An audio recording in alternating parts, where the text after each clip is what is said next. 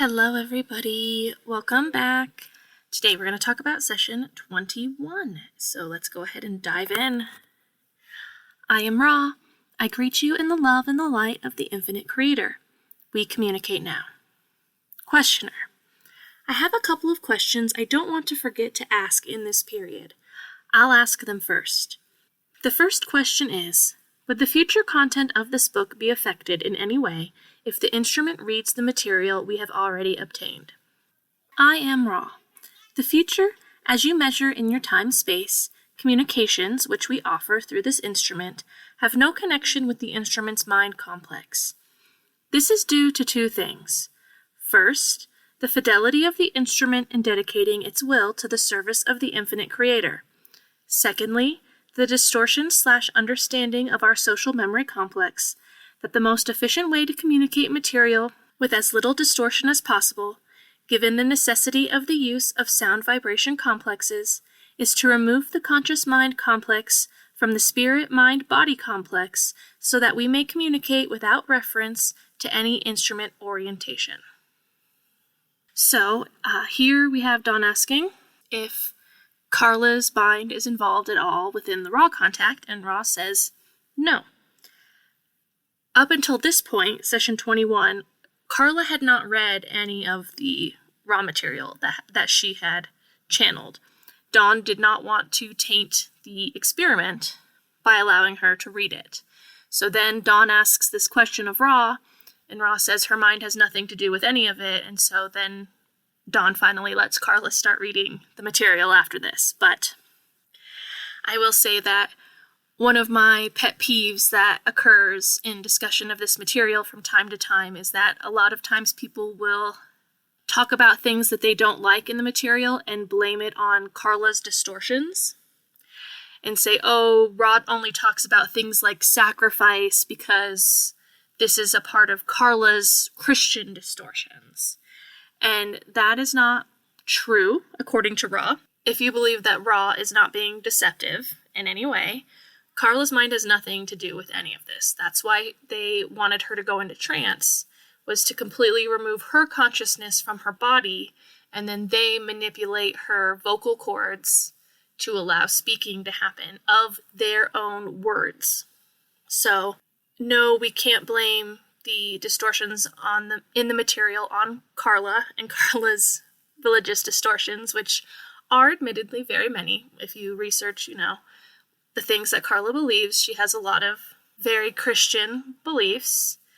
But as Ross says here, she's willing to dedicate herself to service without any attachment to that outcome, as long as that service is in line with her Christian beliefs, which, as far as she can tell, the information that she's channeled before does align with her Christian beliefs. At least it doesn't counter it in any significant way that makes her feel uncomfortable.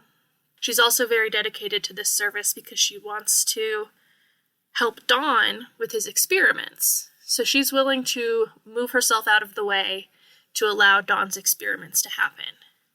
Now, if we want to talk about how the contact is maybe distorted by someone's mind complex involved, that would be Dawn who is distorting the contact, because he's the one who's asking questions.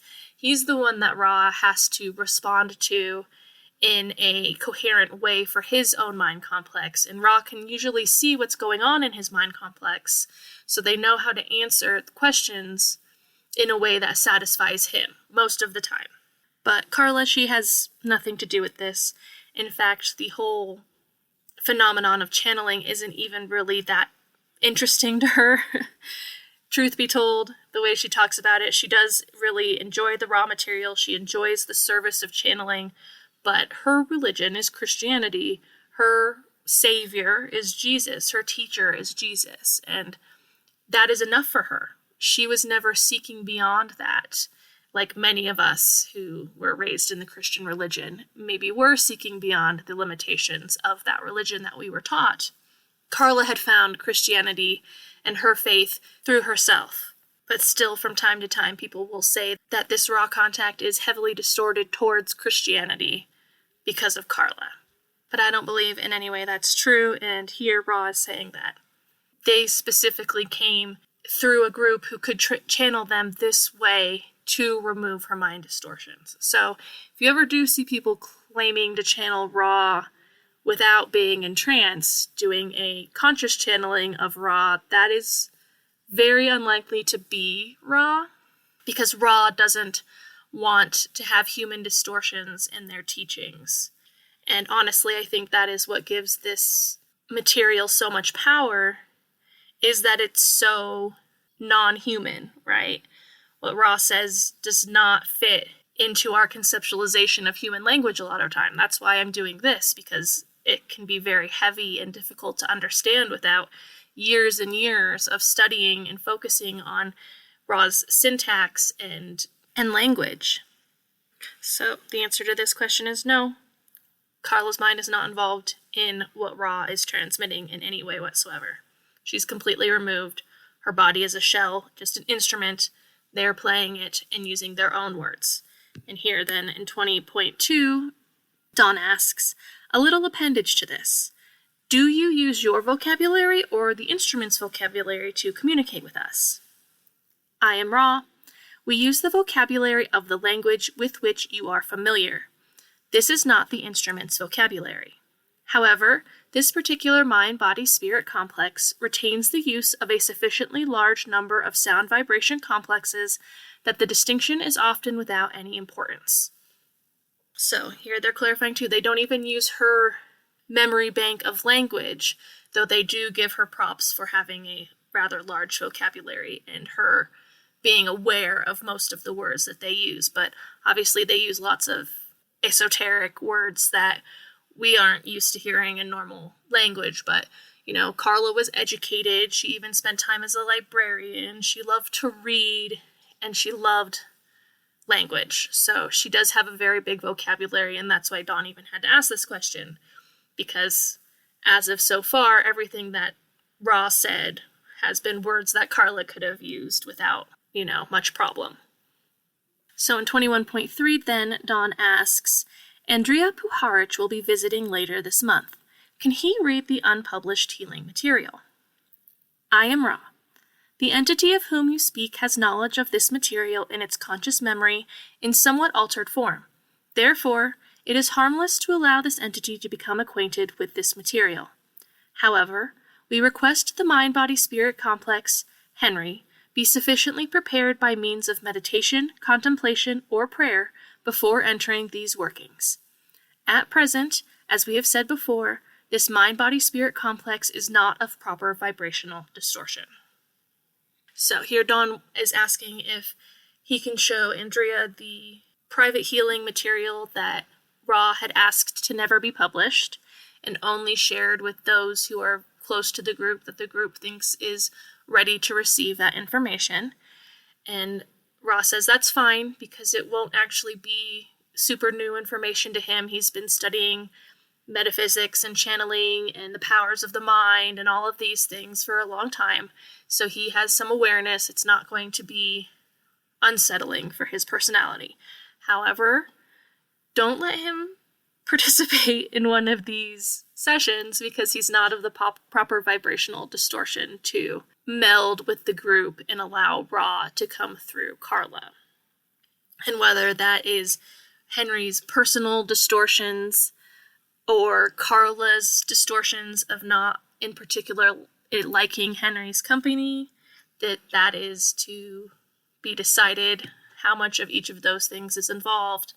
But Henry just wasn't ready to, and Henry and Andrija, they are the same person. His given name was Henry. His nickname was Andrija. He goes by both. And, Dawn here is calling him by his nickname, and Ra refers to Henry by his given name, his birth name.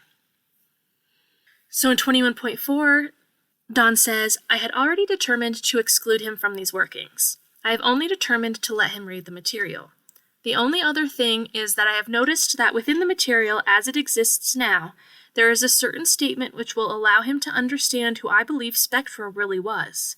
It seems my duty to remove this from his knowledge to preserve the same free will that you attempted to preserve by not defining the origin of Spectra, his contact in Israel. Am I correct? I am Ra. This is a matter for your discretion.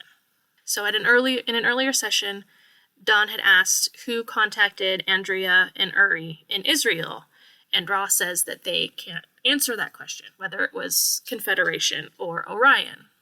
And so there's no explicit defining of who contacted Henry and Uri in Israel. Sorry, I'm going back and forth calling him Henry and Andrija now that Ra has referred to him as Henry.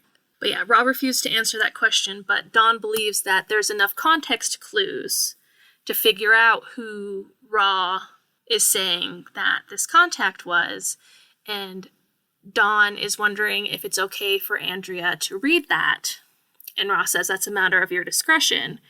And I think that because Ra wasn't explicit, it's probably still okay for Andrija to read, but, that's a hard thing to say. And actually, to go off on hopefully not too long of a tangent here at the beginning of this session, when I was reading this session yesterday to prepare for this recording, because I tend to read them at least once, sometimes 2 or 3 times, just to familiarize myself with the questions that are in that session before I record, I felt compelled to read Andrija's book, Uri. And I did that. I finished that today. I started it yesterday and I finished it today. It's about 300 pages, and it was not what I expected at all. But I feel like I will give some information about that here because it is kind of relevant. I think it was very formative for Dawn even to read this book. So I will make some comments on this because, Ra mentions earlier too, Dawn asks, when Ra brings up the Council of Saturn, the Council of Nine, and Dawn asks, is that the same 9 that is talked about in this book? And he points to the Uri book. And Ra says that the information about the Council of Nine has been retained in semi-undistorted fashion by the one known as Henry. And I don't even know where to begin. I'm still kind of processing this book. But the book starts out with an Indian man channeling the Council of Nine. And it's a very brief little channeling. And then there is a much more extended channeling from this same person at the end of the book from the Council of Nine. The rest of the material in the middle of the book is a contact with an entity or a group of entities or what they refer to themselves as a computer that is contacting Andrija and Uri when they're together and only when they're together. And what happens is Andrija has a tape recorder. Something will happen in the room that alerts them, like an object will appear or disappear, and that alerts them that, this entity's trying to contact them. They get the tape recorder out, the buttons press themselves, then audio starts playing on the tape of an entity who's talking to them. And then after this happens, Andrija has to quickly scribe what was said down because the tape disappears. Okay, so this is part of what's happening with Andrija and Uri. And essentially, Uri Geller had some psychic and paranormal capabilities. The major extent of those was he could sometimes make things disappear and reappear. He could move the hands on a clock face to different places. He could send telepathic messages to people, like very simple ones. And he could bend metal or break metal. And so these objects appearing and disappearing were a huge part of this story of Andrija and Uri. And essentially it's just like the story of Andrija and Uri in this book, of meeting Uri and becoming convinced of his powers and then trying to research him because Andrija was a researcher and a scientist. And Uri pushing back against wanting to be researched because Uri just wanted to be an entertainer. He wanted to be famous, he wanted to be rich, he wanted to be beloved. That was Uri's whole motivation in his existence. But Andrija wanted to research Uri and wanted to figure out how Uri was able to do these things and find a way to prove to others that this is what Uri was doing. So Throughout all of this, though, they start getting these tape recorder messages from what is claimed to be a computer. At one point, they refer to themselves as Spectra, but they say that that is their spaceship. But they give several names over the course of time, and I think Andrea believes that they are different entities who are contacting him. But at one point, Andrea asks, "Are you the same? Is this the 9?" Like at the very beginning, when he first starts getting these contacts, he's like, "Is this the 9? Is this like the 9 who I'd heard channeled before?" And they're like, "Oh yeah, that's us." But comparing the channeling from the beginning and the end of the book of the 9 and everything that's in the middle of the book, there is a huge discrepancy in the content of the messages. And I don't think that the entity that was contacting Andrea and Uri was of the Confederation, let's say. The Council of Saturn is Confederation. But this entity, which Andrea actually refers to as IS, and it's intelligence from space or something like that, is his shorthand for referring to these contacts, is very strange and contradicts itself a lot, and in general just seems to be messing with Andrea and Uri a lot of the time. And at one point, even in the book, Uri has a huge breakdown over this and is like, I accept that these are beings from beyond us that have intelligence and capabilities, because he attributes all of his powers to these beings.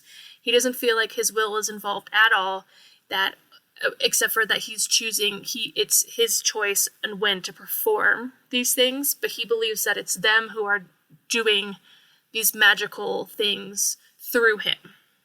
And he says that he just feels like they're clowns, that they're tricksters, that they're jokers, that they're just messing with them, that they're making them chase their tails for their own amusement. And Andrea does not believe this. Andrea believes very fervently that the instructions that are being given to them need to be followed, and they're just given explicit instructions all of the time to go live here for X amount of months and wait for our next contact. Go do this, go do that. And, as we know from the raw contact, positive entities aren't going to tell you what to do. They're not going to make decisions for you. They're not going to try to take away your free will by telling you what to do in the future. And this is so much of what their contact is doing.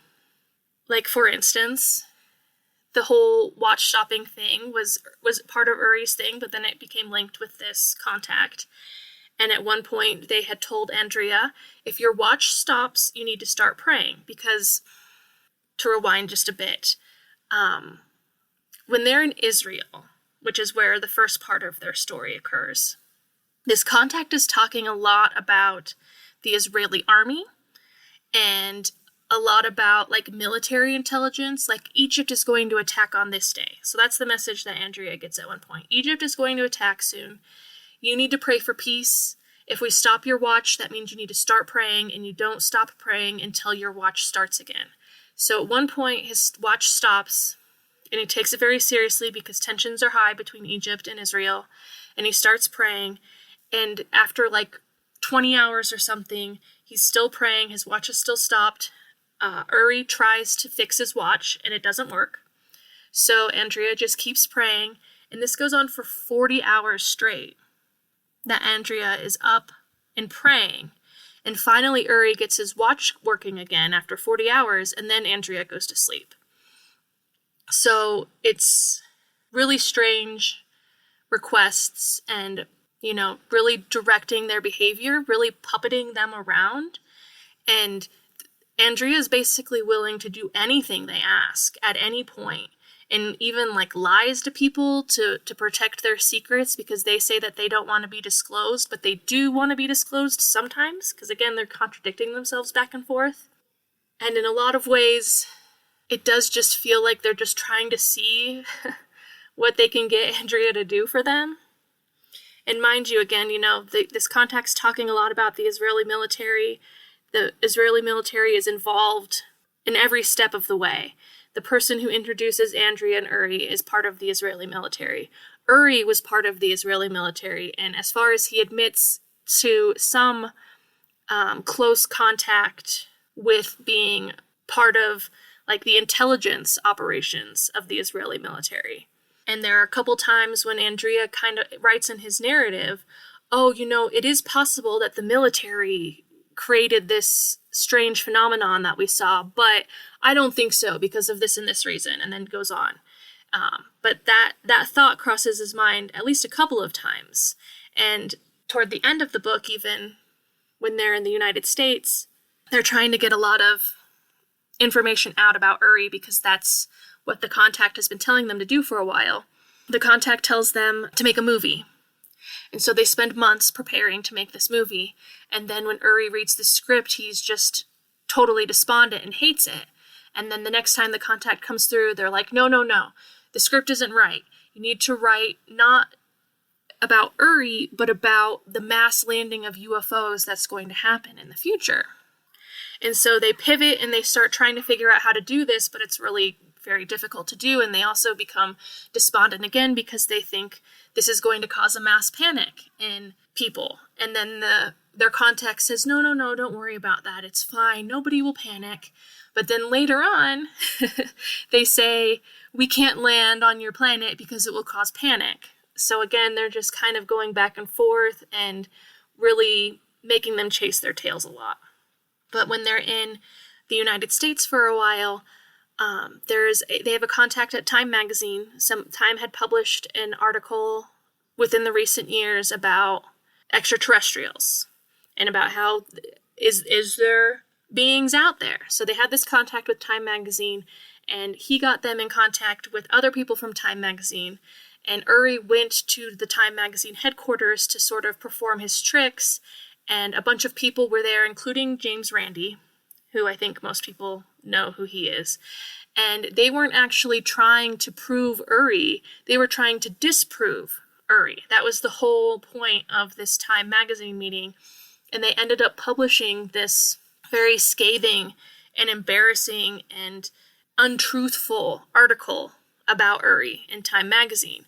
And once that happens, something else clues Andrija in that the Israeli government was involved in this whole Time magazine debacle. So there's really a lot going on in the book, and it really feels like throughout these years when Andrija is with Uri, he's kind of borderline manic.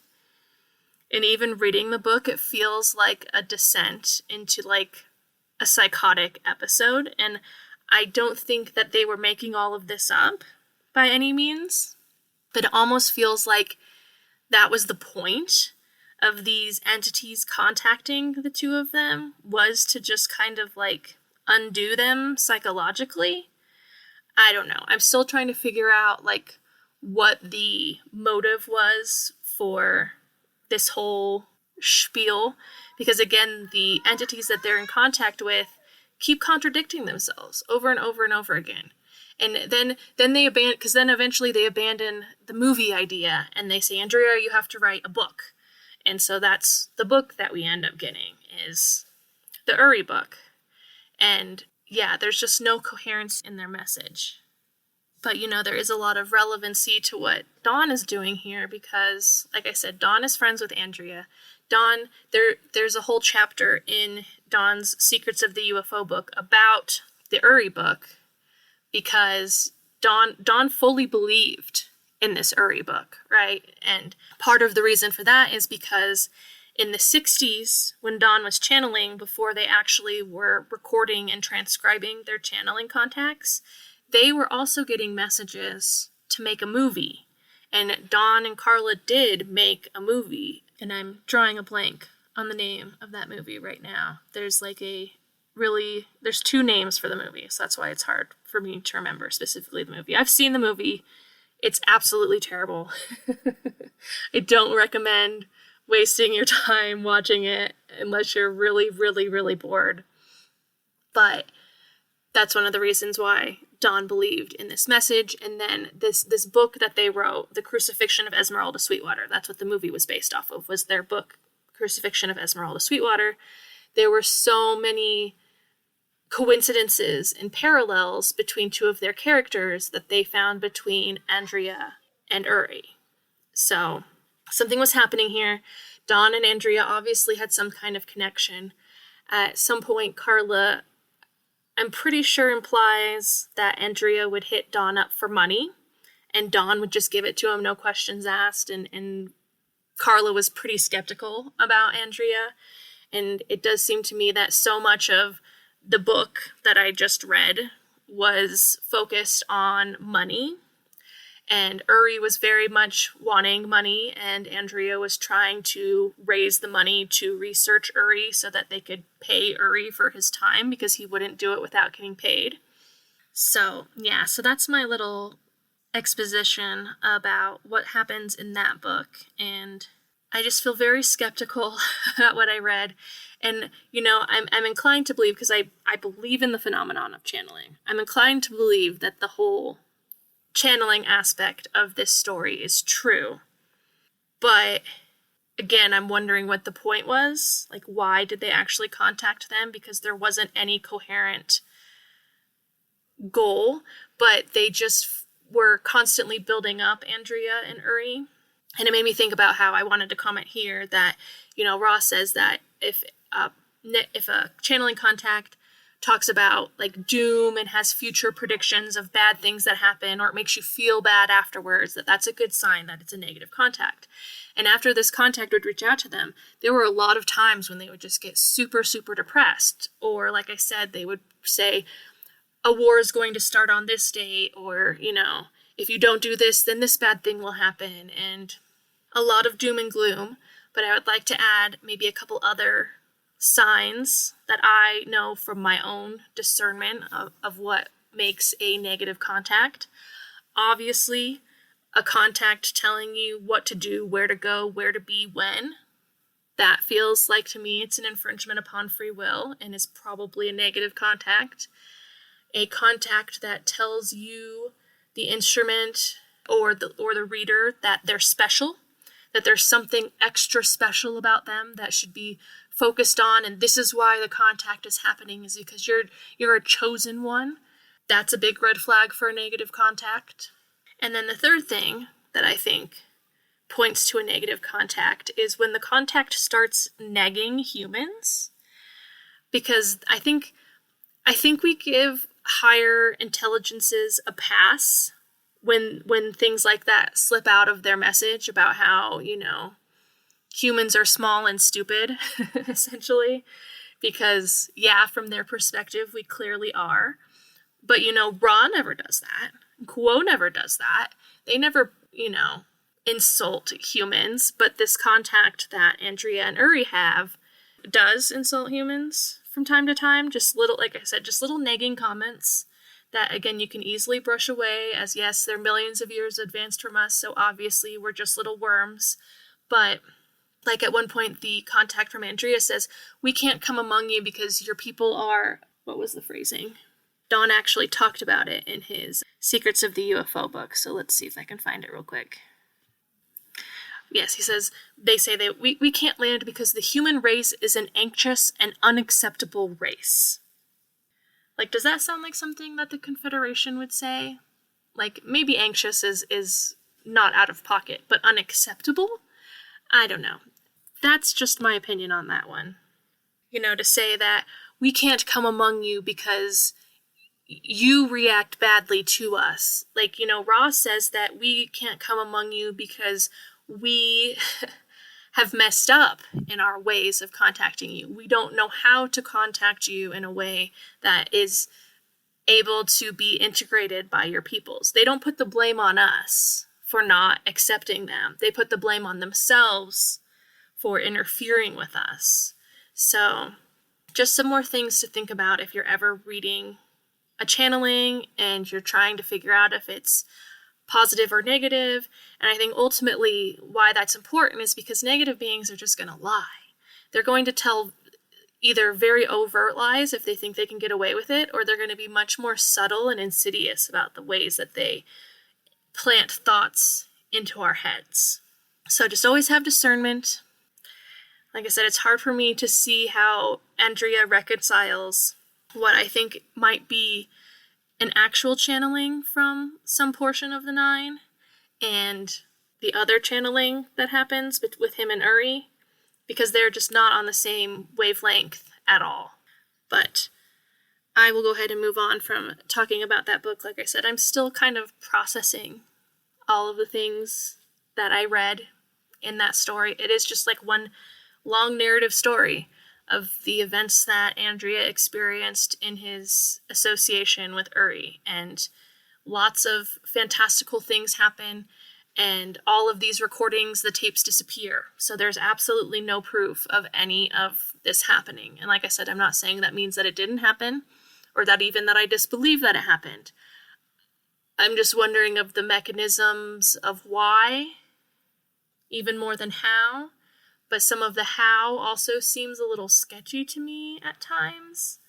But I finally read that book. It's always kind of been on my list since it is mentioned a few times in this material, because Don is very close to Andrija and definitely believed that book. And, you know, that's part of his reckoning with his conversation with Ra, is how a lot of this channeled material that he had consumed was from negative beings who were likely lying. So, moving on to 21.5. Thank you for hearing me out on all of that. After Ra says that it's a matter for your discretion on whether or not he lets Andrija read the parts where he asks Ra about who contacted them in Israel, Don says, "That's what I thought you'd say." And then Don says, "Well, now we'll get back to the business at hand of doing the book. I want, as we cover this early part of the 75,000-year cycle, I would like to go back a little bit, quite some distance perhaps, before the 75,000 years occurred, and take one more look at the transfer of entities from Maldek to clear up this point. I'd like to check the time that you gave us, because we had some distortions in numbers back in the early part of this, and I'm afraid this might be distorted. These entities from Maldek were transferred how many years ago?" I am Ra. The entities of which you speak underwent several transitions, the first occurring 500,000 of your years, approximately, in your past, as you measure time. At this time, the entities were transformed into a knot. This continued for what you would call eons of your time. Those aiding them were repeatedly unable to reach them. At approximately 200,000 years in your past, as you measure time, a Confederation entity was able to begin to relax this knot from which none had escaped during planetary annihilation. These entities were transformed again into the inner time-space dimensions and underwent a lengthy process of healing. When this was accomplished, these entities were then able to determine the appropriate movement, shall we say, in order to set up conditions for alleviation of the consequences of their actions. At a time 46000, 46,000 of your years in your past, as you measure time, this being approximate, these entities chose incarnation within the planetary sphere. So there is a note here that mentions that these dates do contradict, or at least are different than the dates that Ra had given earlier for the Maldekian entities. In 10.1, Ra says that it was 700,000 years ago, 705,000 years ago, that they formed a knot. And then 600,000 years ago, the Confederation was able to untie the knot. And then they started to incarnate on our planet 500,000 years ago as apes, as for karmic alleviation. So 700, 600, 5,000 was the original numbers that Ra gave. And now they're saying 500,000, 200,000, 46,000. So these are very different numbers. But again, I personally feel like this kind of historical specific information is kind of doesn't really move me in any significant direction. So it doesn't really bother me that these numbers are so different. It's still kind of the same story. They blew up their planet. They were in a tangled knot. The Confederation was able to figure out how to untangle this knot. They went through healing. Then they chose to incarnate on our planet as apes. So the 46,000 years ago might have been when the apes were finally able to relinquish their karmic alleviation, because Ross says that's a process, that there are still some Maldekians in ape bodies, but most of them have come back into third density bodies. So that's my thought on that time frame. So in 21.6 then, Don says, I see. Then no incarnation occurred before this master 75,000-year cycle of Maldek entities, correct? I am Ra. This is correct in the sense of incarnation in third density time-space. So they were incarnating as second density before third density started cycling on this planet, because collectively they agreed on this karmic alleviation, incarnating in second density bodies. So in 21.7, Don says, were any of these entities then incarnated in second density before the 75,000-year cycle? I am Ra. This is incorrect. These particular entities were incarnate in time-space third density, that is, the so-called inner planes, undergoing the process of healing and approaching realization of their action. So, I guess here Ra is, again, kind of contradicting. It's hard, I think maybe it's possible Ra's misunderstanding Don here in these questions, because in session 10, Ra does say that it was 500,000 years ago that Maldek began incarnating in second density on this planet. So this time frame is a little muddled, but again, ultimately, I don't think that actually matters in any way. But there are some significant discrepancies in this version of events. But again, Ra struggles with processing our time, and they have admitted that and have corrected errors. So I'm personally going to give them a pass because, like I said, it isn't super important when Maldek arrived here. They're here. The facts remain the same, that they're here. They blew up their planet. They almost annihilated themselves completely. The Confederation was able to help them, and then they underwent a process of healing where they concluded that incarnating in second density was the appropriate next step in their group evolution. So in 21.8 then, Don says, I don't mean to be covering ground that we've already covered, but there's some points that we have trouble with fully understanding, and sometimes I have to ask the question in a different way to fully understand it. Thank you. So at the start of this 75,000-year cycle, we know that the quarantine was set up. I am assuming then that the Guardians were aware of the infringements on free will that would occur if they didn't set this up at that time, and therefore did it. Is this correct? I am Ra. This is partially incorrect. The incorrectness is as follows. Those entities whose third density experience upon your red planet was brought to a close prematurely were aided genetically while being transferred to this third density. This, although done in a desire to aid, was seen as an infringement upon free will. The light quarantine, which consists of the Guardians, or Gardeners, as you may call them, which would have been in effect, thus was intensified. So essentially here Ra is saying that it was a response to the genetic interventions done by Yahweh that was seen as an infringement at the time that it happened. And so the Guardians reacted by intensifying the quarantine. So I don't know if that means that in general, all third density planets have some sort of light quarantine around them. I would guess that's the case, where there's some sort of a bubble protecting this experience of third density for the brief blip of 75,000 years. But since these genetic changes by Yahweh were made, they had to intensify the light quarantine. So in 21.9, Don says, now, when the 75,000-year cycle started, the lifespan was approximately 900 years average. What was the process and scheduling of mechanism, shall I say, of reincarnation at that time? And how did the time in between incarnations into third density physical apply to the growth of the mind-body-spirit complex? I am Ra.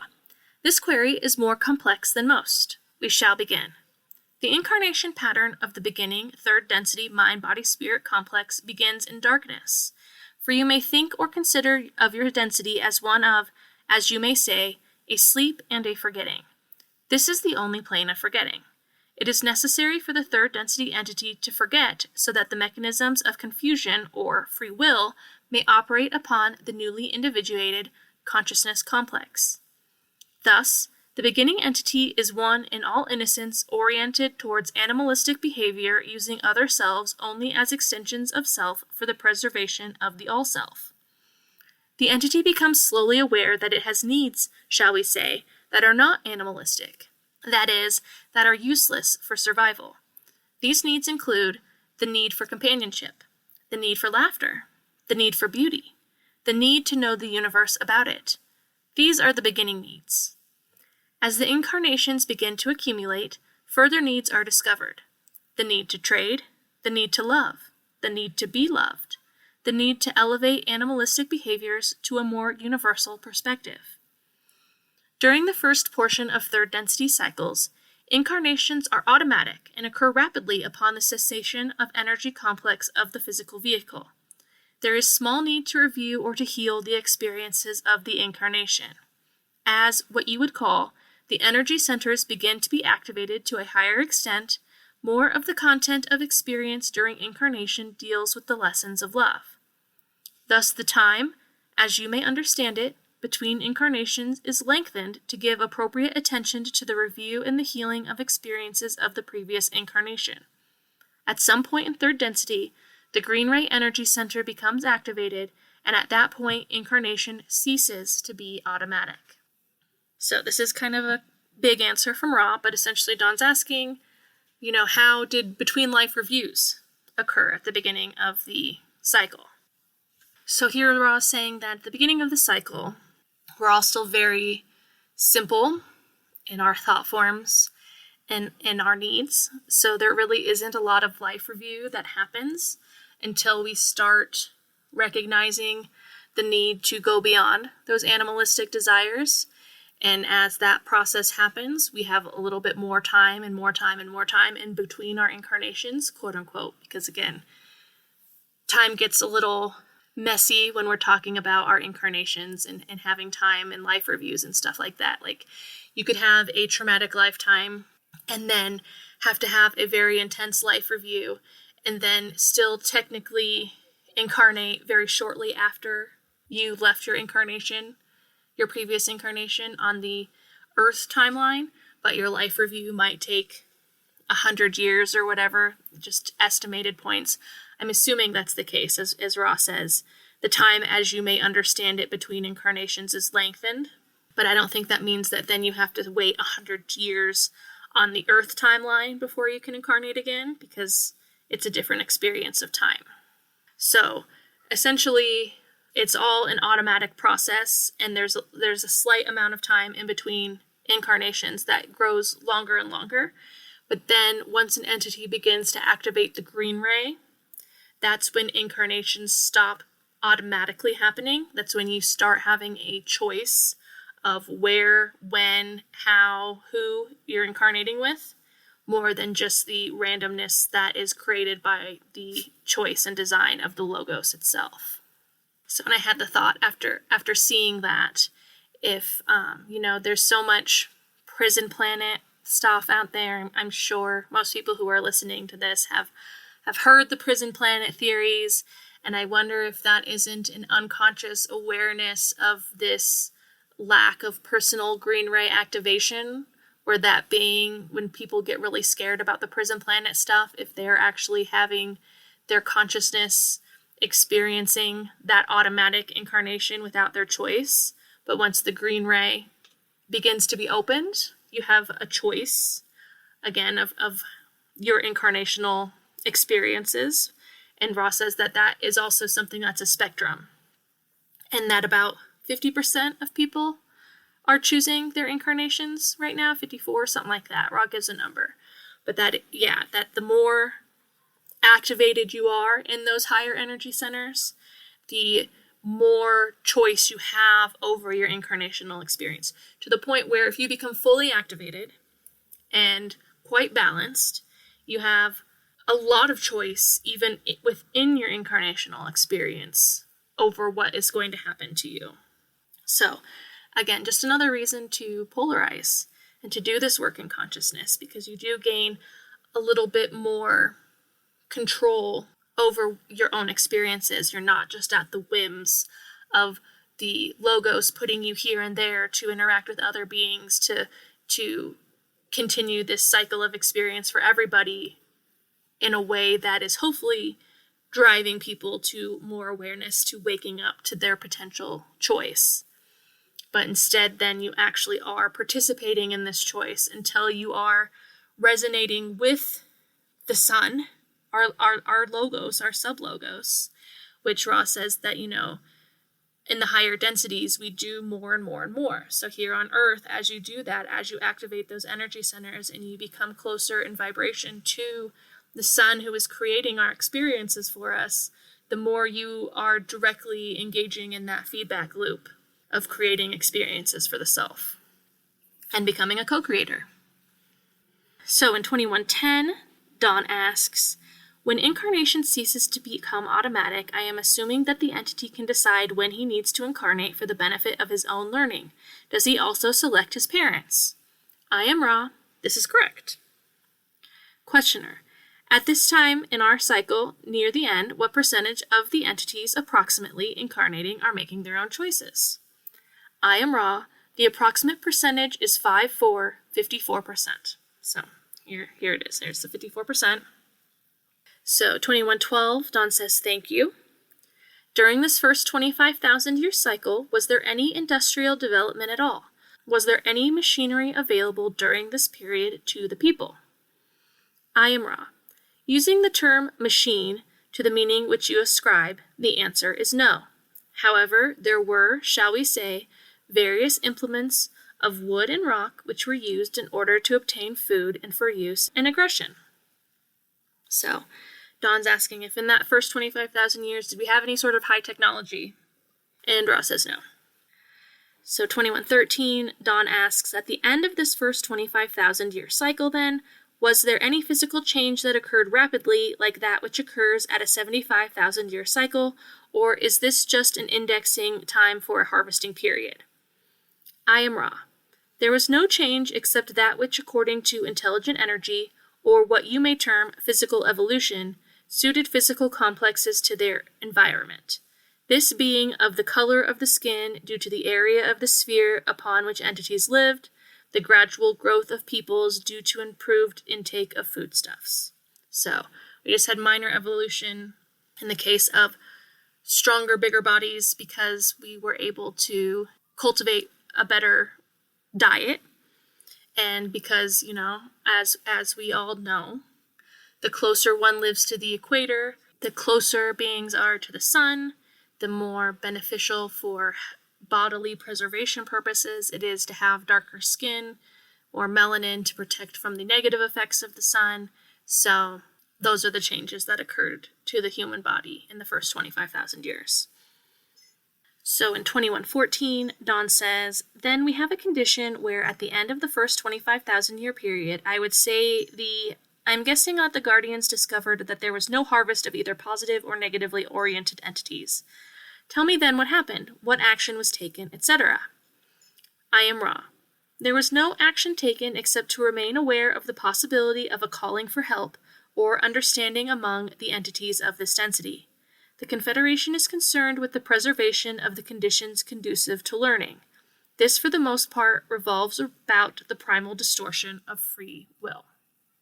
So they saw that they needed to help us, but they had to wait until we asked for help on some level. That we had to start asking for help before they could interfere, because otherwise, to them, the best thing to do is to let us be alone, to let us develop our own experience, because once they start intervening, it's a domino effect that infringes upon our free will choice.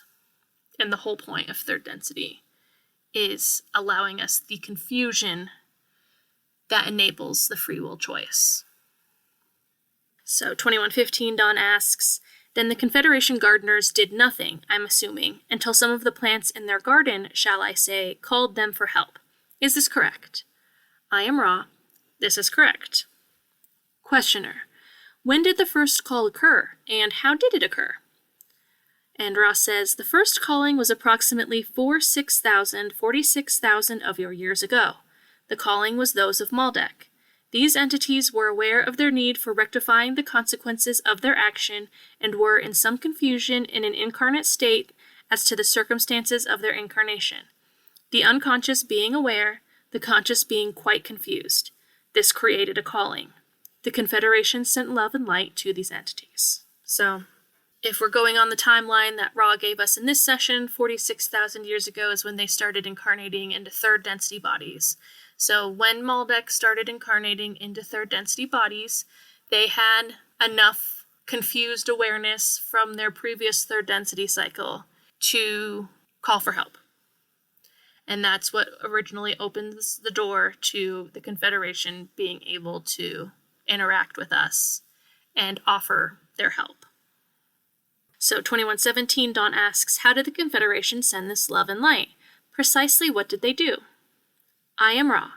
There dwell within the Confederation planetary entities who from their planetary spheres do nothing but send love and light as pure streamings to those who call. This is not in the form of conceptual thought, but of pure and undifferentiated love. So, they're not sending thoughts and prayers. They're sending the pure energy of love. They're emitting and radiating that energy, that vibration of pure love to those who call. Again, no attachment to any outcome, just sending and beaming that love vibration to us. And in 2118 then, Dawn says, did the first distortion of the law of one require then that equal time, shall I say, be given to the self-service oriented group? I am Ra. In this case, this was not necessary for some of your time due to the orientation of the entities. Questioner, what was their orientation? And Ra says, the orientation of these entities was such that the aid of the Confederation was not perceived. So there was no balancing of needing any sort of Orion interaction when the Confederation was sending their love, because there weren't any entities who were even able to perceive the love that was being sent by the Confederation entities. So then in 2120, Dawn asks that, since it was not perceived, it was not necessary to balance this. Is that correct? I am Ra, this is correct. What is necessary to balance is opportunity. When there is ignorance, there is no opportunity. Where there exists a potential, then each opportunity shall be balanced. This balancing caused by not only the positive and negative orientations of those offering aid, but also the orientation of those requesting aid. So nobody was polarized enough yet, really, for there needing to be any sort of balancing of the polarities that were reaching towards the Earthlings at that time. But there was a call to the Confederation specifically, because the Maldekians had some relationship, presumably this relationship to the Confederation having saved their existence, but nobody was yet able to understand it. So 2021, Dawn says, I see. I want to clear up a point here then. When was the first contact by the Orion group in years? I am Ra. As we have said, the Orion group attempted contact approximately 60,000 of your years in the past as you measure time. And then Dawn says, I'm sorry, I meant the first attempt in the second major cycle. I'm now working in the second 25,000 years. How many years ago was the Orion group's attempt in that cycle? I am Ra. The Orion group next attempted in more fertile territory approximately 3600 of your years in the past as you measure time.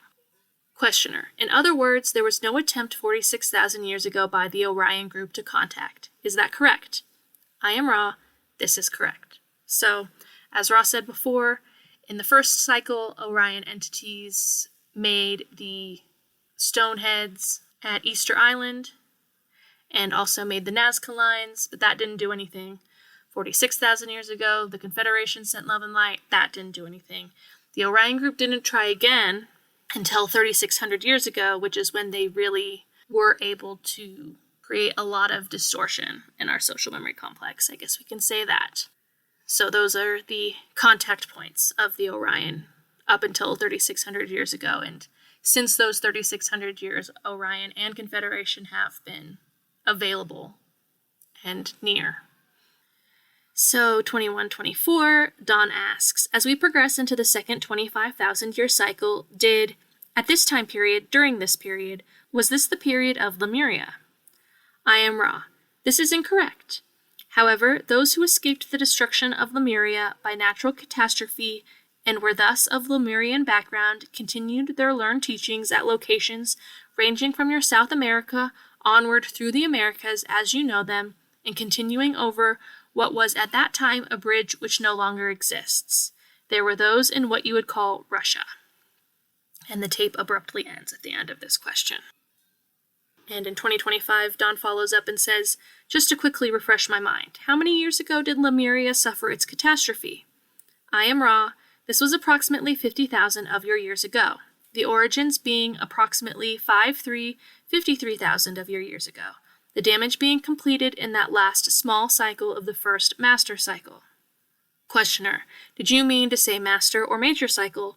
I am Ra. The appropriate sound vibration complex is major cycle. So, Lemuria destroyed itself at the very end of the first 25,000 years, and in the second 25,000 years, there were still quote-unquote Lemurians, but Lemuria itself didn't exist anymore. So in 2127, Dawn says, thank you. Then did the ending of this first major cycle have something to do with the destruction of Lemuria, or did this destruction just happen to occur at the end of that cycle? I am Ra. There is a confluence of energies at the ending of a major cycle. This encouraged what was already an inevitable adjustment in the movement of the surfaces of your planetary sphere. So, Don's finally getting an answer that he's been looking for. Do changes occur at the end of each of these 25,000 year periods? And it sounds like these changes occur more to the planet than to us as a people. Like physically, it happens to the planet. And so, yes, there were some things that happened to the planet that caused the destruction of Lemuria. So, 21.28, Don says, thank you very much. I apologize for being so stupid in making my questions, but this has cleared up the point nicely for me. Thank you. Then, in the second 25,000 year major cycle, was there any great civilization that developed? I am Ra. In the sense of greatness of technology, there were no great societies during this cycle. There was some advancement among those of the Neb who had chosen to incarnate in a body in what you would call China. There were appropriately positive steps in activating the green ray energy complex in many portions of your planetary sphere, including the Americas, the continent which you call Africa, the island which you call Australia, and that which you know as India, as well as various scattered peoples. None of these became what you would name great, as the greatness of Lemuria or Atlantis is known to you, due to the formation of strong social complexes, and in the case of Atlantis, very great technological understandings. However, in the South American area of your planetary sphere, as you know it, there grew to be a great vibratory distortion towards love. These entities were harvestable at the end of the second major cycle without ever having formed strong social or technological complexes. This will be the final question in completion of this session. Is there a query we may answer quickly before we close, as this instrument is somewhat depleted? So here, Ra mentions the small harvest that occurred at the end of the second cycle, and so they were South American. These beings, I think 150 beings, Ra goes on to say, that were able to open their green ray and become harvestable. And Lemuria had a greatness of social complex, and Atlantis had a greatness of technological complex, but the beings in South America had neither of those. However, they were still able to open the green ray. The last question we have here in this session, 21.29, Don says, I just wanted to apologize for a bit of confusion on my part in carrying on to this second 25,000 years. I would just like to ask if there is anything I could do to make the instrument more comfortable. We would hope to have a second session later today. I am Ra. You may observe a slight misalignment between book, candle, and perpendicularity of sensor. This is not significant, but as we have said, the cumulative effects upon this instrument are not well. You are conscientious. It is well to have a second session given the appropriate exercising and manipulation of this instrument's physical complex. I am Ra. I leave you in the love and the light of the one infinite Creator. Go forth, therefore, rejoicing in the power and the peace of the one Creator. Adonai. So, Don's apologizing. This session is a little choppy. It is a little historical based. Lots of time frames and dates and stuff like that. So that's why, of course, Ra says There's a slight misalignment between book, candle, and perpendicularity of censor. And if you're going to have a second session today like you want to do, the cumulative effects of asking relatively transient or historical questions will build upon the instrument, and Carla will suffer from that. So try to be a little bit more focused in what you want to ask without so much emphasis on, again, time frames and historical information. But Don is still trying to figure out how to write this book. And he thinks that this information is what will allow him to create a framework to disseminate the rest of the information that Ra is teaching. So that is still distracting and confusing to Don, but he obviously eventually figures out that he just needs to print it as it is with a few omissions is what they ultimately end up doing. So yeah, that is session 21. I do think it would have been a relatively short recording here if I hadn't ranted about the Uri book I just finished reading. So at least I guess I had some, more to say about that filled out the clock on this episode. Again, I appreciate you all listening to that. And if anyone has any questions about that book or anything in this session or anything in any other session, obviously, please feel free to ask. And I'll do my best to offer an answer. As much as I love just talking about the raw material, I'd also love answering questions because sometimes I don't even know what the answer is until I open my mouth and start formulating an answer. So I do enjoy answering questions. I just want to clarify that as well to anyone who's listening and might have felt compelled to ask, but also embarrassed or like they were burdening me or something in some way. I enjoy the process of answering questions about this. So thank you all very, very, very, very much. Thank you to our wonderful creator for giving us these opportunities, and I am going to continue to move forward in recording these. Like I said, I'm going to work through session 26, and then I will focus on editing, but I'm still editing in the background. I'm almost done editing 19 right now, so as of the time of me finishing this, I'm getting close to posting session 19 for everyone to hear, so I won't keep people hanging too long, but I'm going to keep moving along and keep recording. So thank you all so much, and I will see you next time for session 22.